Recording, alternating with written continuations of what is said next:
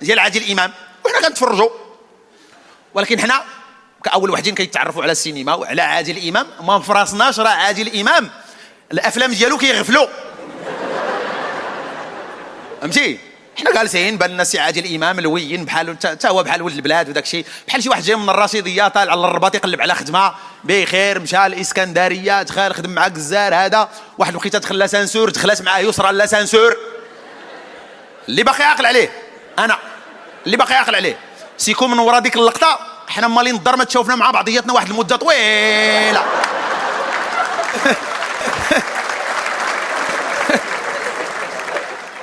الوالد مشى لبني ملال، عمي مشى لتيزنيت، هذاك اللي كان شاد التليكوموند مشى لليبيا 4 سنين وهو تما حتى توفى، جدي عاد رجع.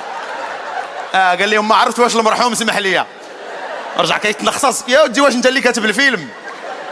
راه عادل امام هذاك راه كيغفل كل شيء.